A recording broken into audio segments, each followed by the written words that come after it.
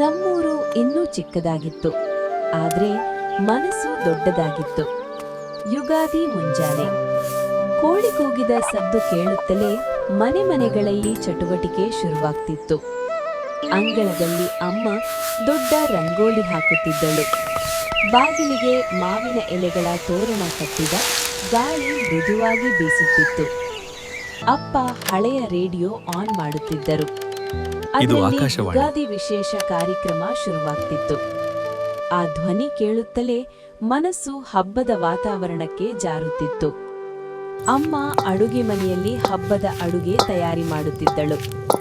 ಮಣ್ಣಿನ ಒಲೆಯ ಬೆಂಕಿಯಲ್ಲಿ ಒಬ್ಬಟ್ಟು ನಿಧಾನವಾಗಿ ಸುಟ್ಟುತ್ತಿತ್ತು. ತುಪ್ಪದ ಹನಿ ಹನಿ ಸುರಿಯುತ್ತಾ ಅದರ ಸುವಾಸನೆ ಹಬ್ಬದ ಸಂಭ್ರಮ ಹೆಚ್ಚಿಸುತ್ತಿತ್ತು. ಬೇವು ಬೆಲ್ಲ ಮಿಶ್ರಣ ಮಾಡುತ್ತಿರುವ ಅಮ್ಮ ಹೇಳುತ್ತಿದ್ದಳು, ಬದುಕು ಸಿಹಿ ಕಹಿ ಎರಡೂ ಸೇರಿದ್ದಾಗಲೇ ಸಂಪೂರ್ಣ. ಮಕ್ಕಳು ಹೊಸ ಬಟ್ಟೆ ತೊಟ್ಟು ಕಣ್ಣಲ್ಲಿ ಸಂತೋಷ ತುಂಬಿಸಿಕೊಂಡು ಒಬ್ಬರ ಮನೆಗೆ ಮತ್ತೊಬ್ಬರು ಹೋಗಿ ಯುಗಾದಿ ಹಬ್ಬದ ಶುಭಾಶಯಗಳು ಅಂತ ಹೇಳ್ತಿದ್ರು. ಮಧ್ಯಾಹ್ನ ದೇವಾಲಯದ ಘಂಟೆ ಮೊಳಗುತ್ತಿತ್ತು. ಎಲ್ಲರೂ ಒಟ್ಟಿಗೆ ಸೇರಿ ಪೂಜೆ ಮಾಡುತ್ತಿದ್ದರು. ಯಾರ ಮನೆ ದೊಡ್ಡದು ಚಿಕ್ಕದು ಅನ್ನೋ ಭೇದವೇ ಇರಲಿಲ್ಲ.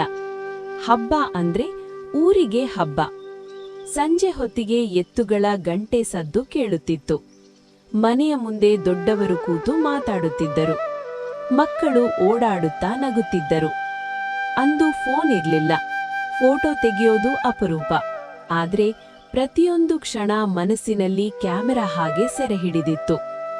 ಈಗೋ ವರ್ಷಗಳು ಕಳೆದಿವೆ. ಆದರೆ 1990ರ ಯುಗಾದಿಯ ಸಿಹಿ ಕಹಿ ನೆನಪುಗಳು ಇನ್ನೂ ಹೃದಯದಲ್ಲಿ ಹಸಿರಾಗಿವೆ. ಯುಗಾದಿ ಅಂದ್ರೆ ಹೊಸ ವರ್ಷ ಮಾತ್ರ ಅಲ್ಲ, ಒಟ್ಟಾಗಿ ಬದುಕಿದ ನೆನಪುಗಳ ಹಬ್ಬ.